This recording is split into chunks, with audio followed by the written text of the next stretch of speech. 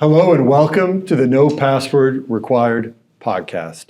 Welcome here to the ThreatLocker podcast studio at the Cyber Florida Sunshine CyberCon. I'm your host of the podcast, Jack Clabby, a cybersecurity attorney at Carlton Fields. With me is?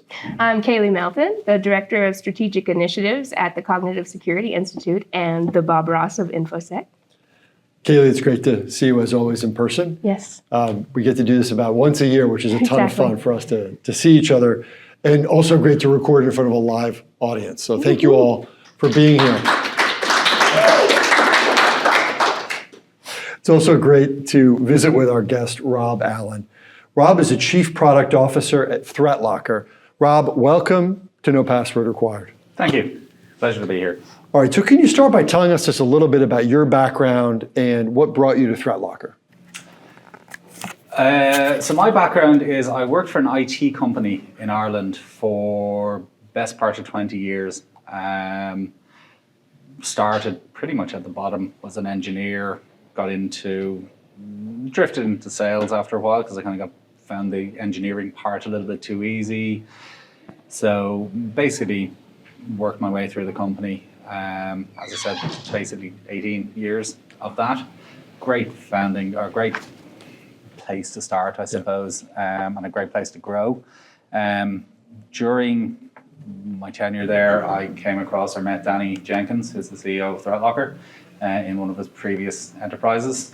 Thought he was a very clever guy, was clearly a very clever guy. Had built, at the time, an email security platform before anybody knew what email security was, anti-spam, and we knew straight away that he knew what he was talking about, basically. So we were one of his first customers back home in Ireland. 15 years later, Danny approached me and said, look, would you be interested in joining ThreatLocker? We've got an amazing thing happening.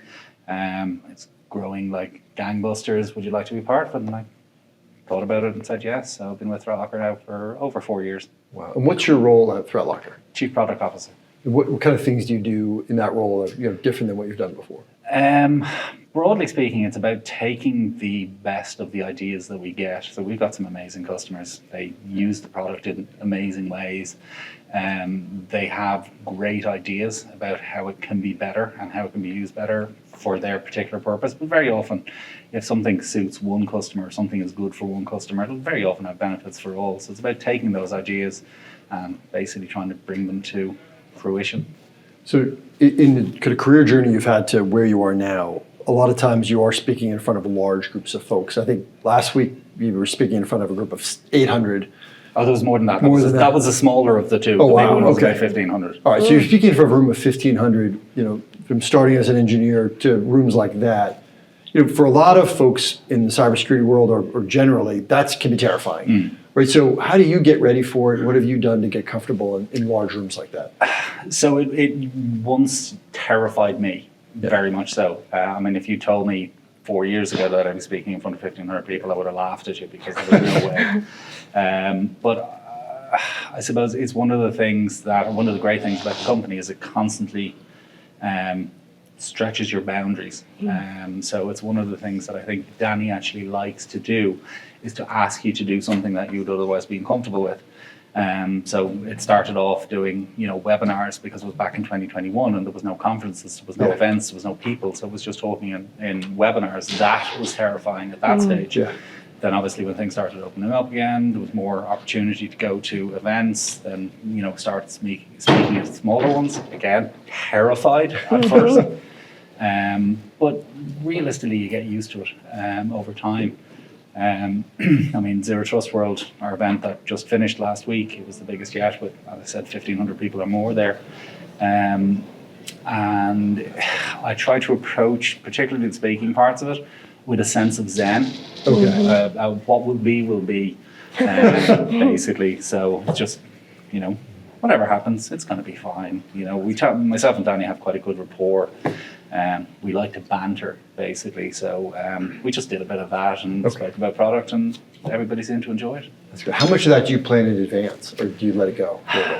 So Once upon a time, I did very much plan these things in advance. So presentations, that kind of stuff. I very clearly know what I was going to talk about, where I was going to go, what the direction it was going to take. Probably less so now, even with the likes of this. I mean, basically, it's just roll with it pretty much.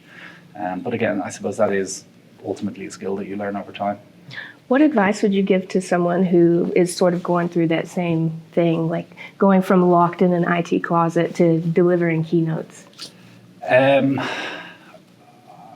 mean, basically, don't be afraid of it. It's natural to be nervous. Yeah. One of the ways that I know I'm nervous, and this is going to sound really weird, but one of the ways I know I'm nervous is if I yawn.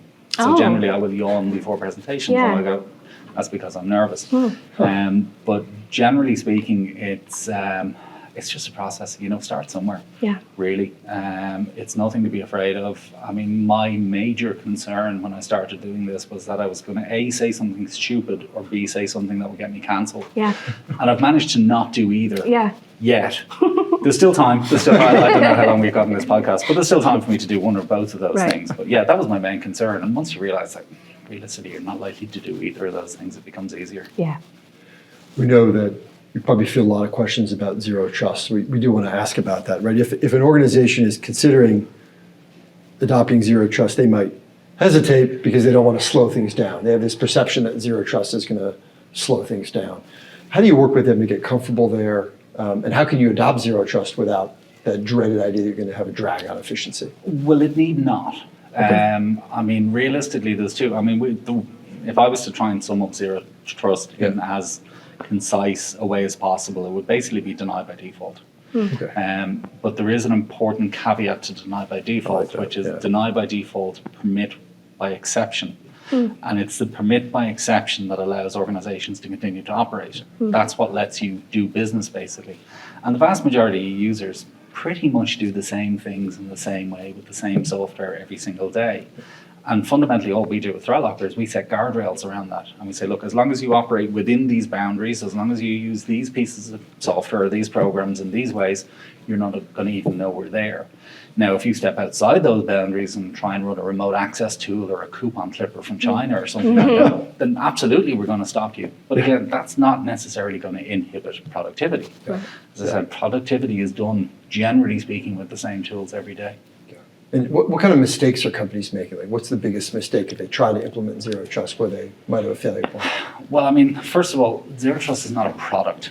It's not something you can go out and buy. And anybody who does go out and try and buy zero trust is probably going to be very confused and very mistaken, because it's not. It's a mindset. It's a way of looking at things. But I think the biggest obstacle that we come across is inertia. It's, why do we need to do this? We've never had a problem, we've not been hit. And unfortunately, we've never had a problem, we've not been hit. It's probably only a matter of time before you are, at which point you're going to go, oh, maybe we should have done something differently.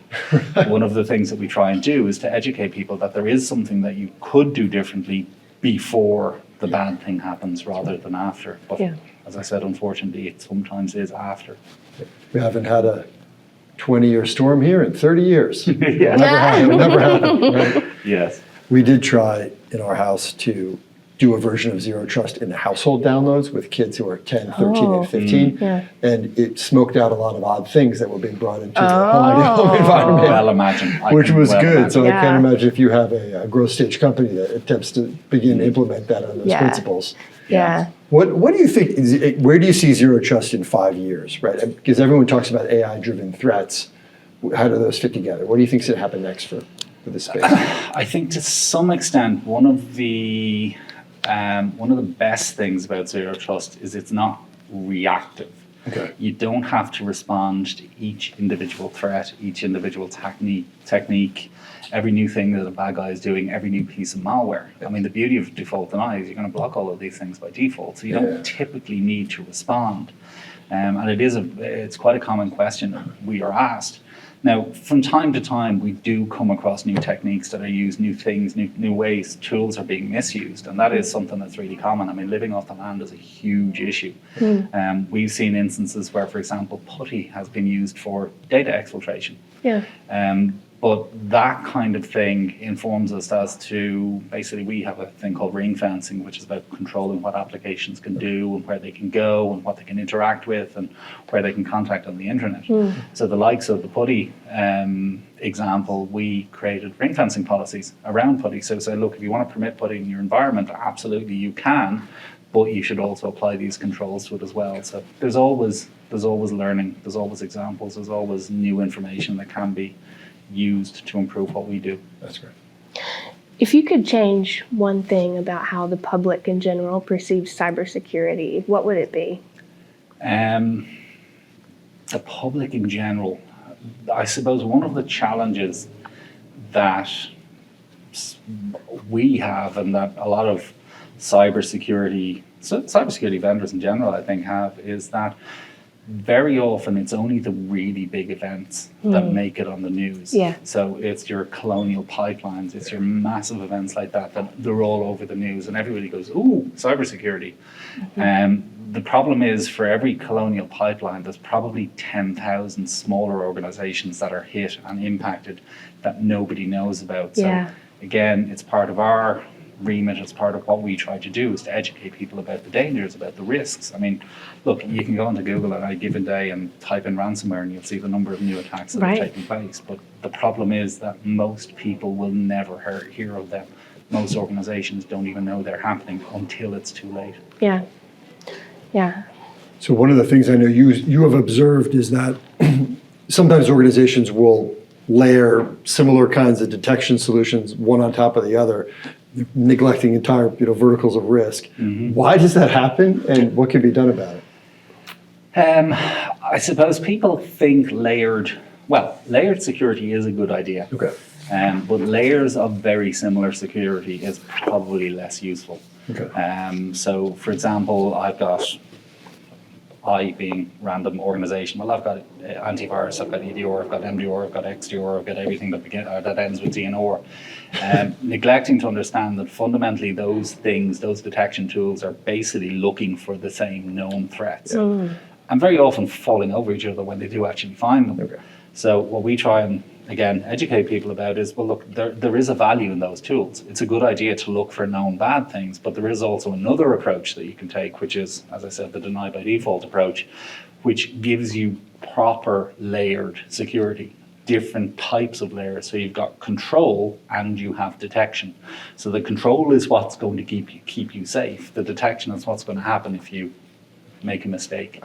I almost dropped an F-bomb there, but I didn't. So. It's all right. We had in our last podcast recording, we had someone use a curse word, I don't think it was our first time ever. No. But we had one yesterday. Well, I'm glad I wasn't the second. Yeah, but you Glad I wasn't the second. everyone gets one, I think. It's right. Free pass. It's like the Free pass. PG-13 Oh, I'm rating. going to have to choose now when to Yeah, use yeah. that. You Gets have one. to use It's it gotta be very right, strategically. punctuate. Watch this space. We do have a live audience. We have a pretty good cross-section here. If anyone has any questions, they can throw their hand up at any point during this, and we can weave it in. One thing I do want to ask about is that AI, artificial intelligence, look, I subscribe to a number of, as a cyber lawyer, a lot of newsletters. I get emails, aggregators every day, and everyone's very excited about AI and what it's going to mean. I know AI is at the center of one of your frustrations with the cyber industry. Can you kind of explain that, where that frustration comes from? It's basically that it's kind of like an AI arms race. A lot of cybersecurity products is like an AI arms race. It's like my AI is bigger than your AI, and my AI is better than your AI. Neglecting to consider that basically AI is just as likely to be used against you as it is to protect you. Again, one of the beauties about the deny by default approach is that you don't need AI to help you make decisions about what's good and bad, because fundamentally we don't care about what's good or bad. We care about what's allowed and what's not. And if it's allowed, it's going to be allowed. If it's not, it's not. So there's no decisions, there's no is this good or is this bad really required. Yeah, that's a great point. So Thank you. But I like allowed, but that's a great thing. I thought so. But I haven't heard that about, allowed versus, it's not good or bad, right? You're not making calls. You're just saying, is it allowed? That's the call. Absolutely. Yeah. And again, the good or bad So the gray area about what's good and what's bad, I mean, as I said, Putty is one example. Yeah. Putty is a perfectly legitimate tool often used by administrators. It can also be used for data exfiltration. Right. AnyDesk is the remote access tool. Any kind of choice. remote Yeah. access Any tool. type of Right, remote access exactly. tool, really. I mean, I mentioned before that one of my, and I know favorite is a terrible word to use in this situation, but one of my favorite cyber attacks over the last number of years was on I'll get to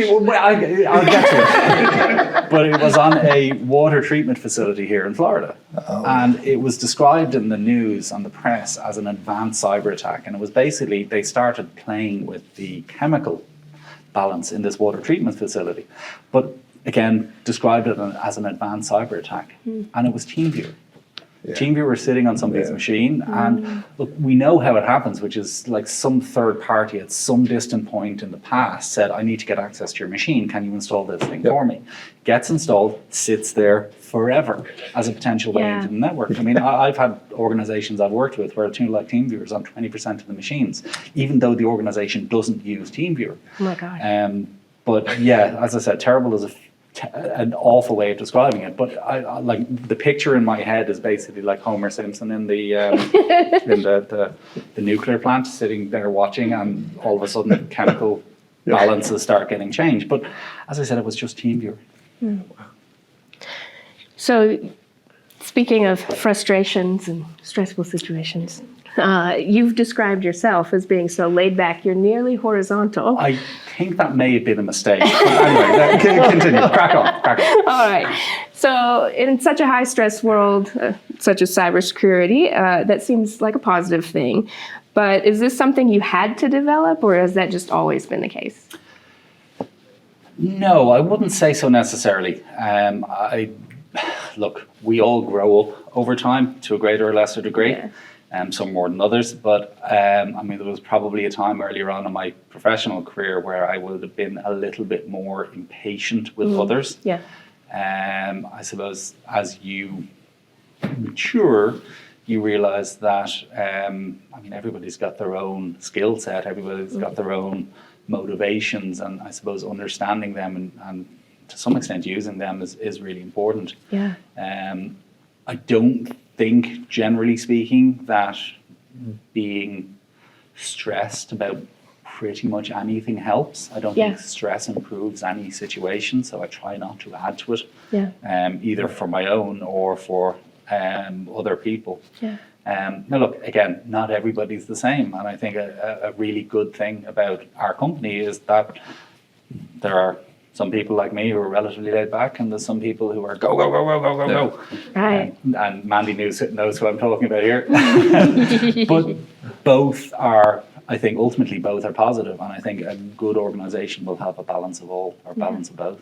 Yeah. That reminds me of Zen saying I heard once. It's like, can you, if you're having an issue, can you do anything about it? If not, don't worry. If you can, don't worry. Because either way, it's going to be one or the other. Yeah, no, absolutely. So in creating that nice mix, do you hope that your team will also adopt this near horizontal mindset? Well, ideally not. No, but as I said, not everybody is wired the same. You know what I mean? Some people will, you know, not necessarily stress. I mean, I don't want anybody to be unhappy in their job. I don't want anyone to feel like the job is getting on top of them. Yeah. But again, everybody is different. So, I mean, if you explain to somebody the importance of something getting done or whatever the case may be, different people will take things in different ways. You know, some people will run off and, you know, get it solved immediately. Other people will do it at a slightly more leisurely pace. Yeah. But no, again, it's not a everybody should be like this. Right. But it's, look, at the end of the day, a job is a job, and it should not make you stressed or unhappy in any way. Yeah, yeah. Especially spending so much of your life doing that thing. Absolutely, a huge portion.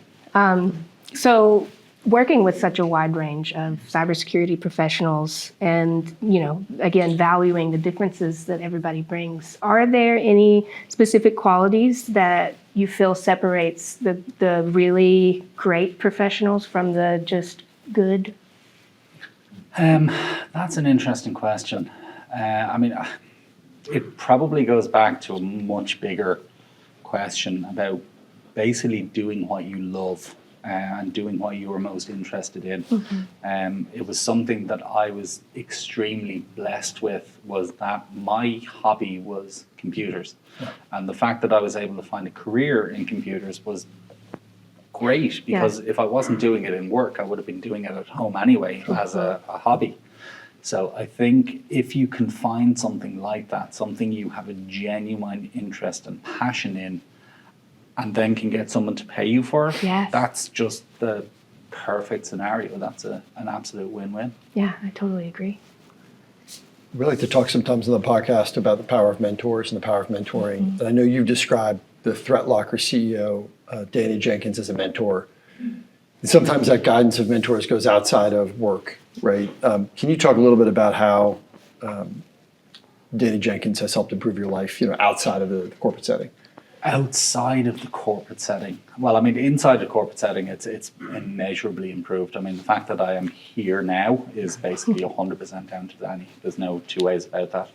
I mean, outside, I suppose he's the kind of individual who will give advice or opinion on pretty much anything. So, I mean, we bought a house last year, so he came out and he had a look at the house and he gave some suggestions on the house. Amazing. Which was really, really appreciated, because again, I'd never bought a house in Florida before. I didn't know what to look for in a house in Florida. So we actually looked at a couple of them. He came out and looked at one and he was like, don't like that, there's spots on the roof, that's probably damp, and that kind of thing. I mean, he came out and cast judgment on my swimming pool. And very much cast judgment on my swimming pool. He was like, this is ridiculous, like your jacuzzi is going this way and that way, and then your pool is over there, and it should all be one. And, really appreciate that. But no, it's his advice generally. One of his, I don't know if it's a good or a bad thing, but he's generally right about things. Okay. So it makes sense for me to listen to when he does advise me about about these things, because, as I said, he's invariably right. And that does apply to work as well, but that's a whole other thing. Rob, we also understand that you were recently the victim of a crime, and that it may have been linked to certain folks who are prominent with Cyber Florida. In the room, who right are now. with us now. And I don't want to, Yeah, we really appreciate you. Do you see how close this bag is to me right now? So this is not getting out of my sight. So what happened? What did happen with that situation? Let's get the To be perfectly honest, it's quite difficult for me to talk about because it's still so raw. I had the gang, let's call them what they are, the gang in question in my office for a pre-interview for this. And that includes Rex, who's the producer of the podcast. Yes. Okay. Let's name names. Yeah, let's name names. Okay. I'm fully. So did the interview. I was actually feeling a little bit off that day. I ended up having the flu over the next few days. So I was feeling a little bit off. Gosh. But I struggled through it as best I could, and everything was fine. And they had brought a frankly obscene amount of equipment into my office. I think they were, I don't know, recording a movie or something. But anyway, they brought all this equipment in, and then they all disappeared. And I was like, okay, that's fine.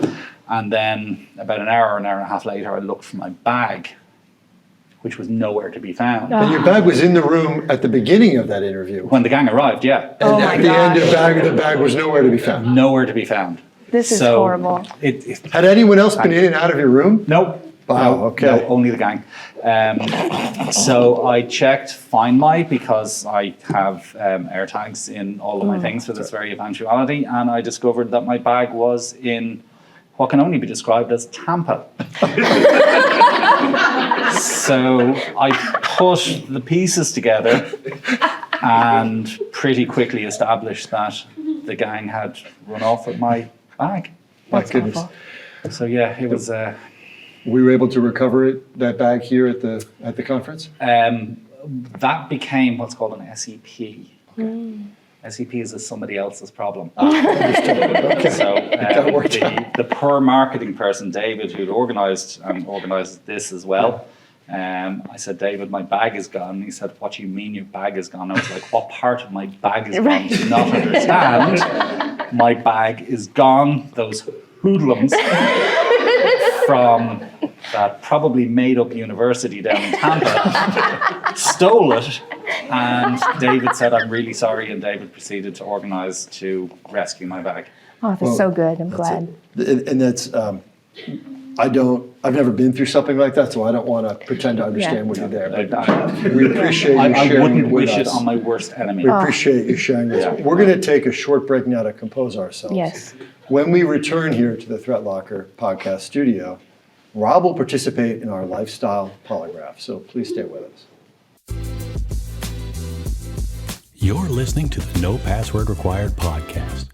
We cover cybersecurity and a lot of other stuff.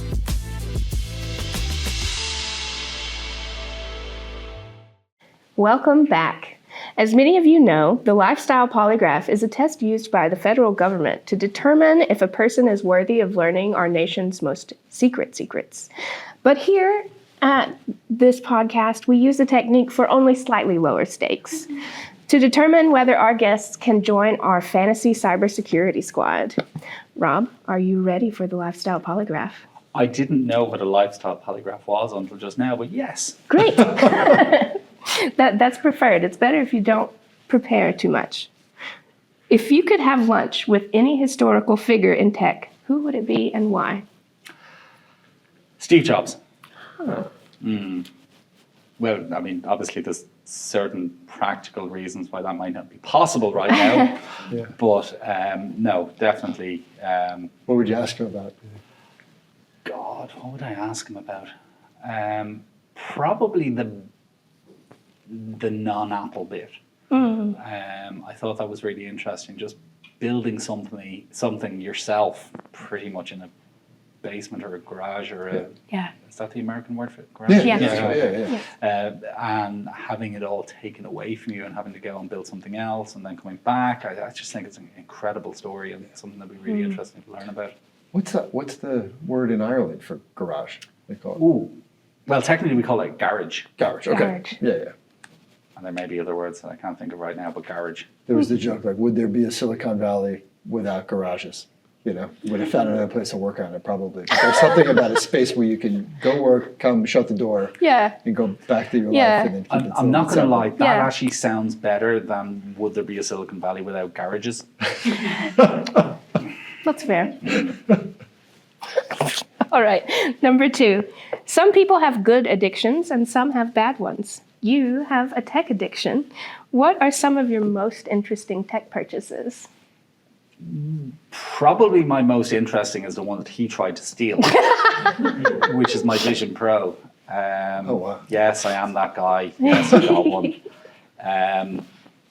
The story behind it is quite interesting, which is that I resisted temptation for some time. I do have a tendency to make outrageously expensive and very unnecessary purchases. So I've never heard of that. In this new industry. iPad comes out. I need to have the new iPad yesterday. And, you know, the all singingest and all dancingest of iPads, of course. It can't just Of be course. the base model or Naturally. anything. So, yeah, ludicrously expensive purchases. But this pretty much took the biscuit. I resisted temptation for probably about somewhere between 6 and 9 months after it came out. And then one day, I get these, much like what I think is now is it the second? No, something for health. I get these little worms in my brain basically going. Yeah, exactly. But not exactly like that, but kind of like that. So I get these thoughts in my head. I'm like, I kind of like a Vision Pro. And it grows and it grows and it grows. And then eventually I can't think of anything other than having a Vision Pro. So I ordered one from one of the Apple stores nearby in Orlando. And I went to pick it up, and a really nice young lady, very excited young lady, said, "So are you excited?" And I was like, "No." And she said, "Why not? Or why are you getting it?" And what immediately popped into my head was because I'm an idiot. Oh, stop. Because I will buy anything with an Apple logo on it, including ones that cost nearly $4,000. Yeah. But I kind of felt guilty and I didn't want to say to her because I'm an idiot. So Yeah. the best I could come up with on short notice was because I can. Oh, man. Oh, man. I know, it's terrible, but it was either because I'm an idiot or because I can, and I thought that because I can was Slightly. it was the least bad answer I could give the night. Did you just smash it in front of her and then get away with it? I didn't want it anyway. No, look, genuinely, I have since, what tends to happen with these things, so as I said, a really expensive iPad, use it maybe once a fortnight or once a month. Typically tends to be travel related, so I'm sitting on a plane and playing with my iPad. And again, I know it's a really expensive way to, occupy a few hours on a plane. But the Vision Pro, as a piece of tech, it's amazing. I mean, I've used the whatever the Meta version of it is. It was kind of cool at the time, but this is just on a whole other level in terms of technology. But I've settled my current use for the thing is to watch movies. Oh, Now, cool. it's a really expensive way of watching movies. I have, and again, this is like a deep, dark secret that I don't want to say to anybody. So I was in an airport one day and there was a guy standing there with a dog under his arm and a Vision Pro on. And I went, I am never going to be that guy. Now, granted, I won't stand randomly in an airport. I don't have a dog, so I can't be that guy. Okay. But nor would I stand in a public place with a Vision Pro on because I feel like something. See, I avoided curse words again. You did. But I have used it on flights, and it's awesome. Yeah. It is absolutely awesome. I mean, you're not talking about a little tiny little screen that you're looking at in the seat in front of you, nor you're talking about an iPad that's kind of this size sitting in front of you. You're talking about a full cinema. Whilst sitting on a plane being flown around. So it does have its uses, but I am very, very, very much aware that it is an incredibly large amount of money to spend on something that you might use for 2 or 3 hours when you're on a flight someday. What do you think, following technology like this, do you think that if civilization continues another 20 years, that we're all going to be having devices like this? Do you think wearables are going to be something that's going to be part of regular life? Absolutely. Yeah. I mean, they already are to a greater, lesser degree. I mean, look, most people wear smartwatches. And they very much, I mean, I sometimes wear Apple Watch and have done for years. I mean, you could argue that AirPods are probably the most successful wearable there is because pretty much everybody has them. And it's augmented reality audio-wise rather. That's a great, We see in our office, we'll see the younger the attorney, the more likely they'll have the AirPods on. And I won't talk to them because they have the AirPods on, but then they'll start a conversation and I realize, that's just... you have the pass-through. That's it. Your normal default setting is just to wear AirPods. And once you figure that out about people, it's like, okay, I'll just keep talking to you. And then, and then I'll run into somebody a little bit older with them on and they'll be like, hey, I'm on a call. Right? I'm on a call, don't talk to me. It's like, I can't, I don't know how old you are. Do the best I can. Do the best I can to navigate this new universe we're all in. But look, it's going to take time. I mean, again, it's not a practical thing to wear most of the time. You're not going to be walking around with this massive big headset on. But there will come a time, there will come a day where, it might be something in ordinary glasses. I know exposure glasses were a thing for some time and it made people look ridiculous, but there will come a time when they can be in a smaller, cooler, sexier package. And I'm all for it. But until that day, I will wear my big, ridiculous headset. I love that. All right, number 3. You've described Buc-ee's as the most American thing imaginable, and I have to agree with that. What's your go-to purchase when visiting the world's most unique gas station? Can I just say, first of all, could you just say the name of the place Buc-ee's? again? So, being Irish, I call it Buc-ees. Ah. I like that. And when I mention Buc-ees to American people, they have no idea what I'm talking about. Yeah. Buc-ees. And they're like, It's a guy who places a bet on That's a what I horse. was exactly. Yeah, Is that yeah. where you go to make bets? That's important And I'm like, too. Now we can do it on the our gas phone. station. Oh, Buc-ees. So yeah, Buc-ees is amazing. I quite frankly hate myself for loving it so much because it was suggested to me by our now Chief Revenue Officer, Shane Deegan. Shane said, as soon as I got here, pretty much, have you been to Buc-ee's yet? And I was like, That's amazing. Immediate.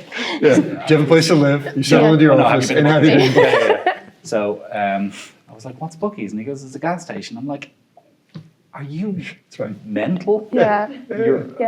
It's a gas station. Yeah. Why would I want to go to a gas station? He was like, no. Trust me. It's the most American thing ever. It is Yeah. awesome. So I, one day, basically said, okay, we're going to go for a trip. We're going to go to Buc-ee's. And it was life-changing.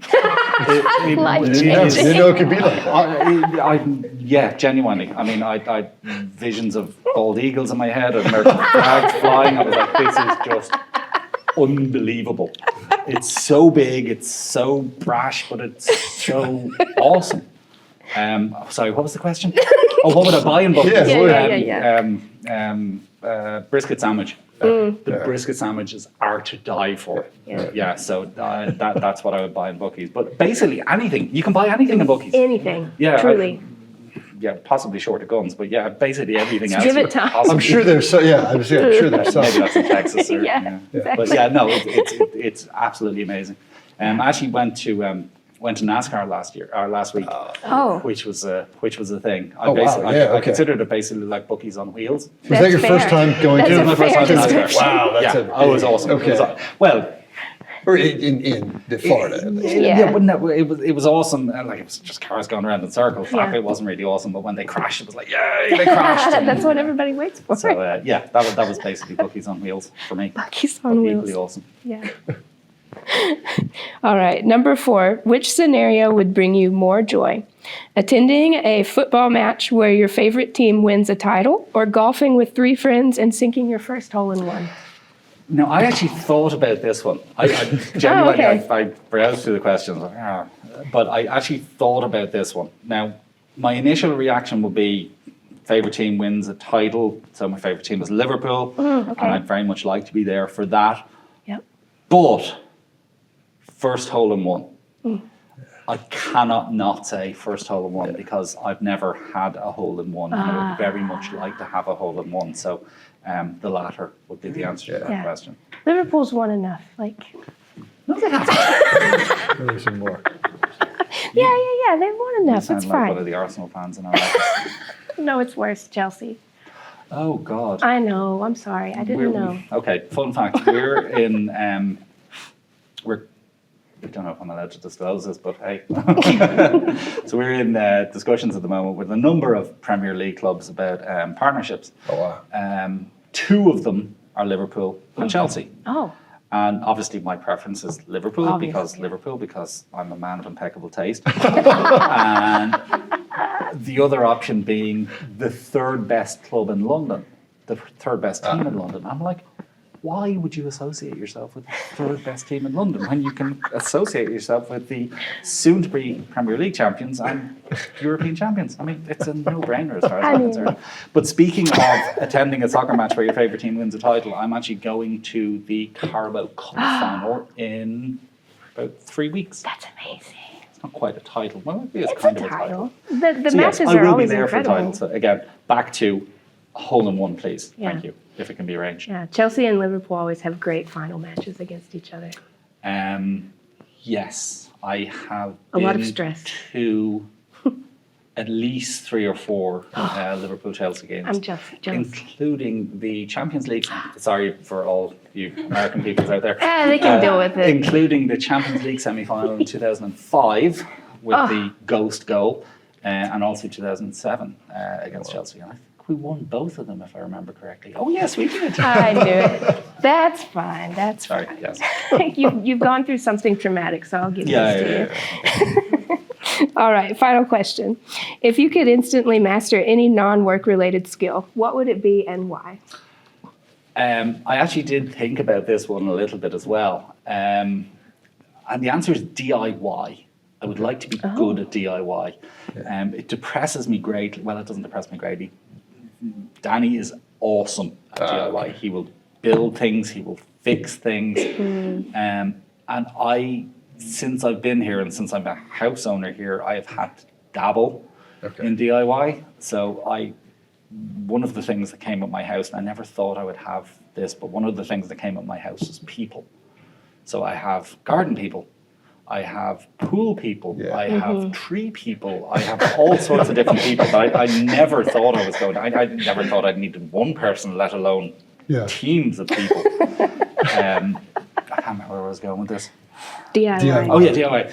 So as well as all of the people, there's certain things and tasks and bits that I volunteer to do around the house. So like, for example, my wife is very keen on plants. So we were digging holes to put plants in recently, and I managed to, my least favorite word, irrigation. Cut pipes. But I'm actually at this point getting quite adept at fixing my own mistakes. So I both made a large hole in a pipe and repaired the large hole in the pipe. That's fabulous. And I've never repaired a pipe before, so I was like, yay, go me. But I'd like to multiply that by 1,000. I'd like to be able to do all the things DIY-wise, so I wouldn't need at least some people. It's at least good to bringing you back to neutral. If you cause a problem, you can solve it. Exactly. At least in that respect. Most problems. Okay. Yeah, sometimes I do panicky ring people who can't actually fix these things. But no, I'm, as I said, I'm at least adept at fixing the things that I break at this stage. I have also, I'm not going to say mastered American electricity, but I have replaced some lights, I've replaced some fans, I've replaced light switches. A fan is hard. Yeah, a fan is hard. That's over your head and that's weight. That's like that's a tricky thing. Yeah, it wasn't the most difficult.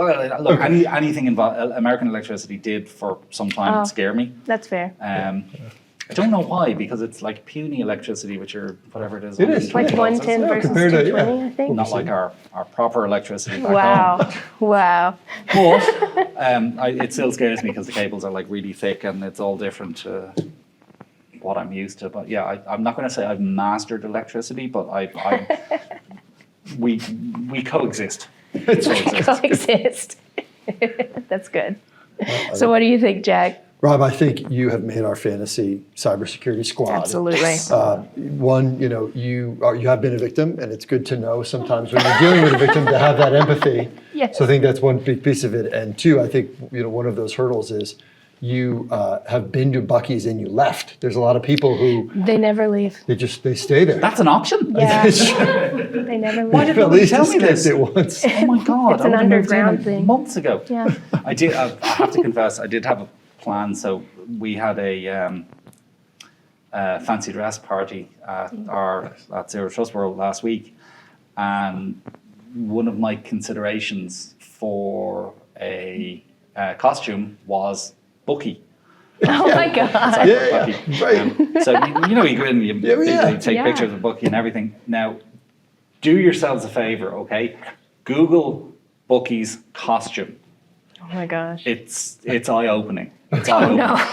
What I can tell you, it looks nothing like the Buc-ee you meet in the store. Oh, they don't want you having that kind of power. I don't know. Yeah. Oh, I see. Okay. All right. Trust me. Just look for it and be amazed at how unlike the actual Buc-ee it looks. Oh my gosh. My second option for a costume was actually I met recently the Orlando Magic.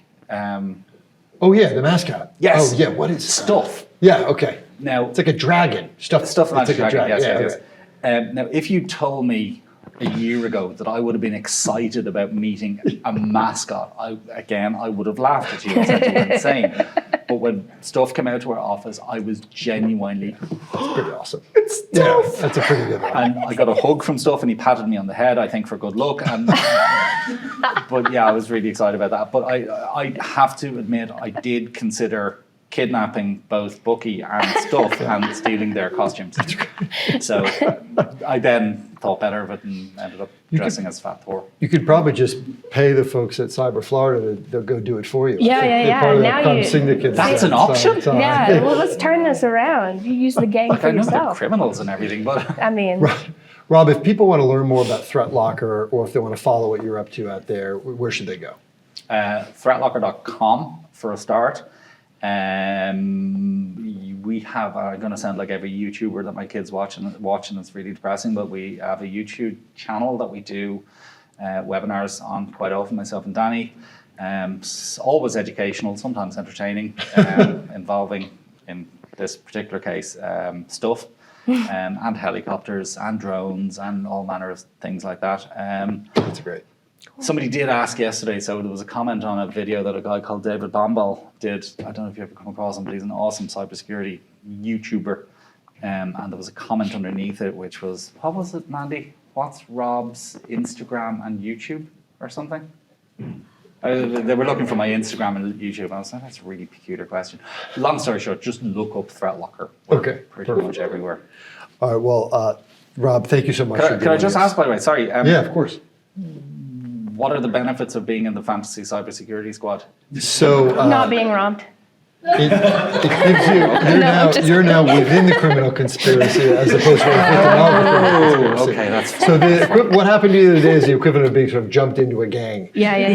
It's sort of, so I'm now one of you. Yes, Okay, I see. correct. Okay. And now all mascots should beware. Okay. All mascots should beware. We have a new object Yeah, in the conspiracy. yeah. Well, that wraps up today's show. Really big thank you to the live audience for being here and making this so much fun. Also, thank you to our sponsor, ThreatLocker, for the awesome podcast studio and for getting the word out here and for loaning us Rob for this segment. And we'll talk to you next time. Thanks, everybody. Thank you, Rob. That was a lot of fun. That was really good. Thanks for listening to the No Password Required podcast. Join us next time for more with your favorite cybersecurity personalities. In the meantime, consider liking, subscribing, and sharing this episode. You can find us on social media at NoPasswordPod. The show is produced by Cyber Florida, and a special thanks goes out to our friends at Carlton Fields and Reality Shift. For more information, visit our website at cyberflorida.org/pod.